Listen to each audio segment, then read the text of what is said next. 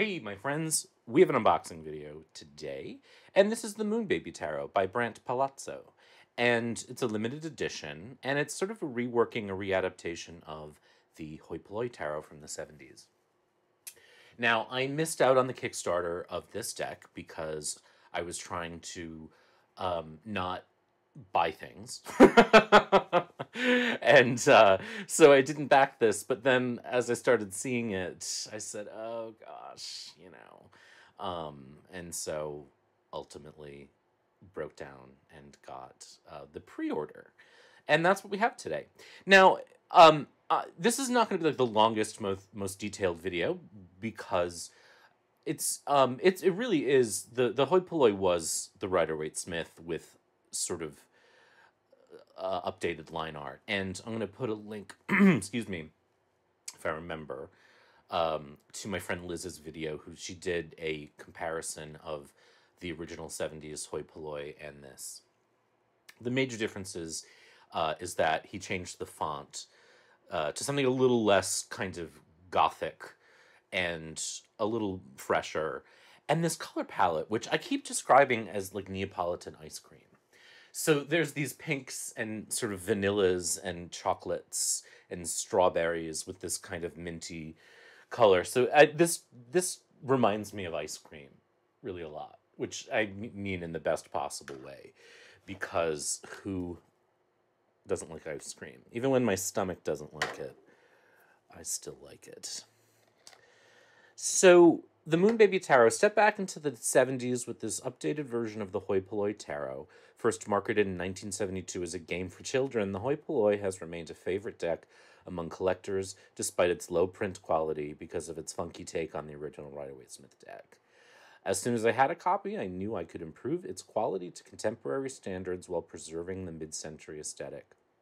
I worked for months recoloring and reformatting the images so they could be printed in modern tarot dimensions.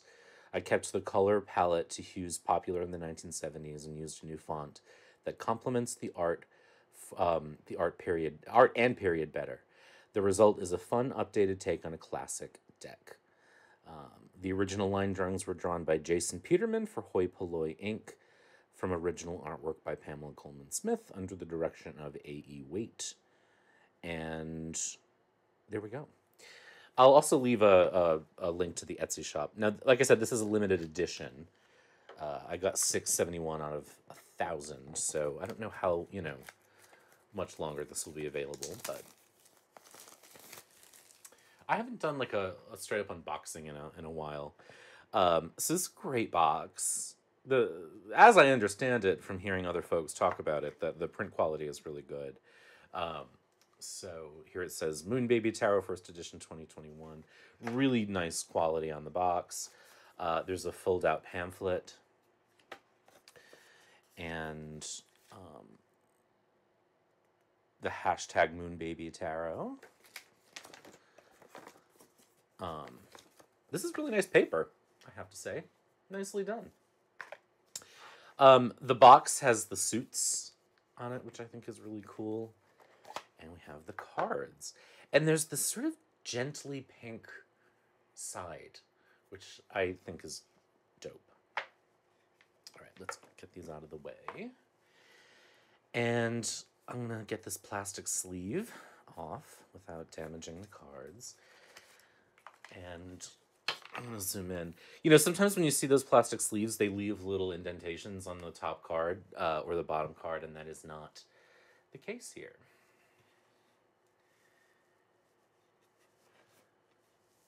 All right, weird cut there. I forgot to plug in my camera. So here we go. So, yes, the back of the card. This is what the original back looked like. It was brown and gold, if I remember correctly. But again, this Neapolitan ice cream color palette is so good. And the cardstock is, I don't know what to compare it to. I guess a little bit of like the first edition of the Children of Litha. It just has, it's matte, but it's not that, what we have come to call rose petal finish. It's really nice. And so it's the Rider-Waite Smith deck with like a 70s vibe. And I think the people in the original deck were kind of orangey. And again, I'll remember to link Liz's video. But here they're a much more human tone. And one of the things that, this is the Hoi Polloi has been kind of a hot collector's deck. I don't think it's that hard to get these days, but it's a deck that certainly is like a vintage collector's favorite. And the color palette of that was, um, like I said, the people, if I remember correctly, were kind of orangey, and it just had a very kind of inky quality to it. This is much cleaner and tidier. But where I was going before I got distracted by the color palette is that it does have, it's Waite-Smith, but it has that thing that we get in decks like the Sheridan Douglas or other kind of 70s era decks where it's a little cleaner in terms of symbolism. It's a little less kind of, I would say, overwhelming for a reader, even though it really is very much the Waite-Smith images. I love the minty fresh death. Isn't that a line from Jason Mraz's song, Minty Fresh Death Breath? So where I was going with that is that it's a little more neutral because it's a little simpler in its symbolism. And I would imagine that some people who work with a lot of that symbolism would say that's a negative. I, as you know, if you watch my channel, rather enjoy neutral images because all the cards are neutral.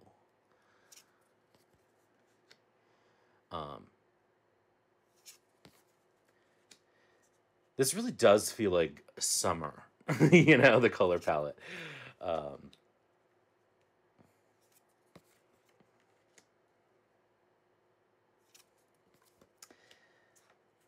I like this font that he chose to. Again, I think the original was this very kind of gothic script.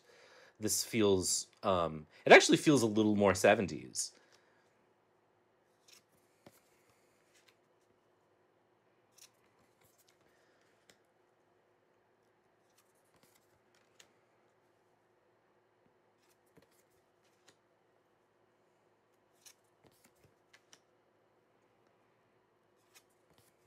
You see what I mean by it being a little simpler?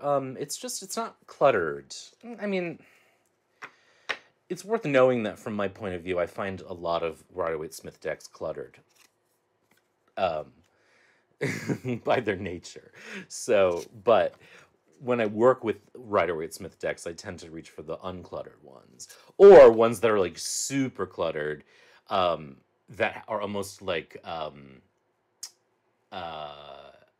I don't know, I would say like an expressionistic clutter, like the Japaridza, for example, is one that is the images are busy, but they're not literal, is maybe a good word for it.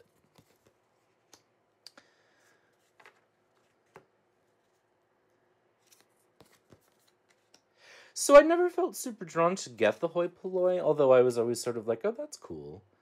I think in part because it was sort of known for not having great quality, and in part because, it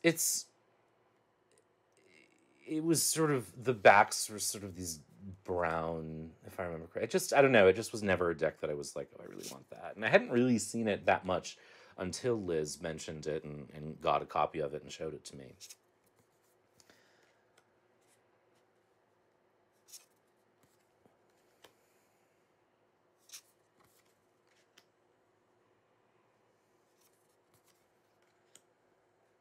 So here we are in cups.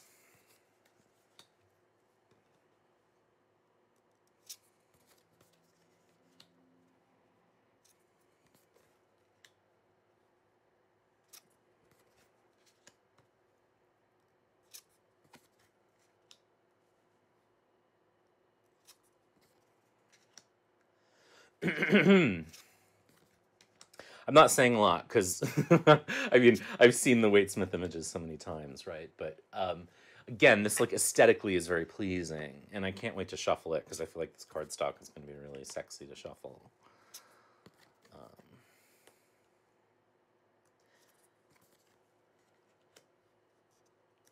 It's clean, you know. It's uncluttered. I keep reaching for that word, but you know, one of the things that's happened to me over the years as a reader is I really want to know as soon as I lay out the cards what I'm looking at. I don't want to have to sort of guess, or like second guess. You know, is that and that's one reason why, like, even though I love decks that have playing card suits rather than the tarot suits, when it comes to like pip decks, is that I often confuse myself and invert clubs and diamonds. You know, like I expect diamonds to be wands and clubs to be coins, but in fact it's the opposite. And it's easy to remember if you kind of remember that, you know, it's a weapon, but it's still I, you know, and then other decks too, like the Tildwick, which I have always really loved. The font is so small and so hard to read that I can't see what I'm looking at and immediately. And I need the way that I read is so dependent on those initial connections, those initial hits, that I want to be able to see exactly what it is without guessing, without struggling. And so, you know, one of the reasons why I like an uncluttered deck is so that I know immediately which card I'm looking at. The other reason is that it leaves me with a sense of, again, neutrality, which allows me to read the card contextually rather than be hemmed in by an image that may or may not look good or bad depending on the context. You know, that famous Three of Swords, Ten of Swords situation. You know, the Vagar. This is my favorite card in the Waitsmith, and I think it really looks nice here. Um,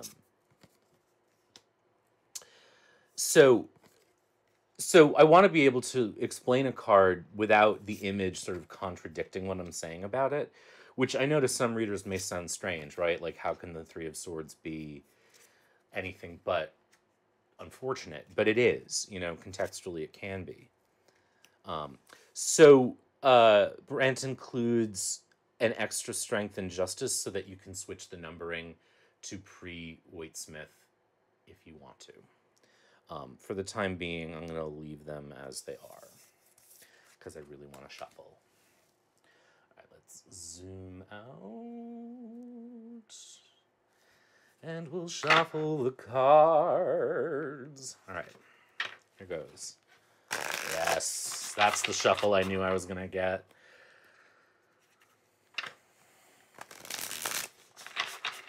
Those rose petal decks feel really nice in the hand, but boy, are they clumsy to shuffle sometimes. Not always, but some of them can really be.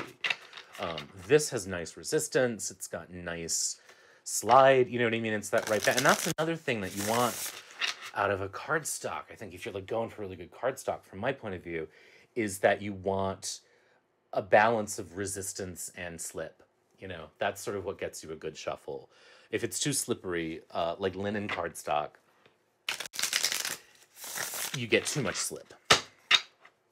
And if it's obviously too resistant, then you can't get the deck to come back together. So it's a balance, like most things in life. And this achieves that.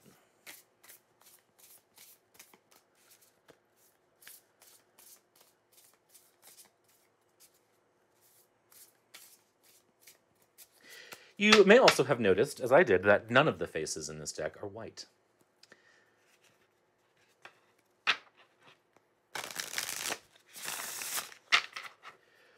Which I'm sure, now that I pointed that out, will irritate all the racists. Let's do a little spready pie. Ooh, yeah.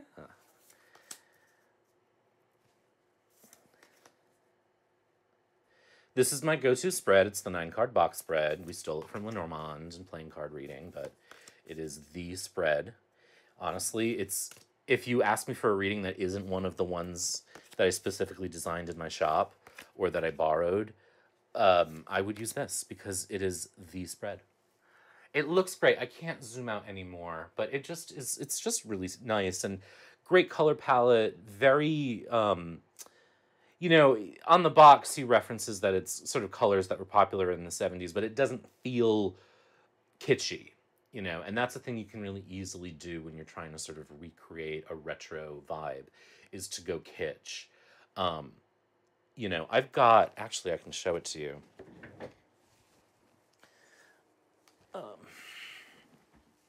I've showed this before, but it's this is a 60s 70s era Wade Smith. It's the pink Ankh version. And the color scheme on this deck is garish, you know. And I think it, I love the deck for that reason, but I think if you were trying to recreate this today, it would look kitschy. It would look kitschy. It would look camp. This doesn't do that. So it takes a color palette that's very 70s and you know, it tips its hat to that particular, you know, the groovy vibes of the 60s and 70s, but then gives us something that actually is very palatable and feels fresh and good for today.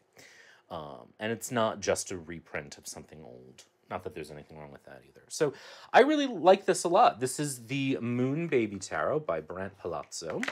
I will leave his YouTube channel and Etsy shop in the description. And this is a delight. I'm very happy to have this in my collection. Take care. Be good. We'll talk soon.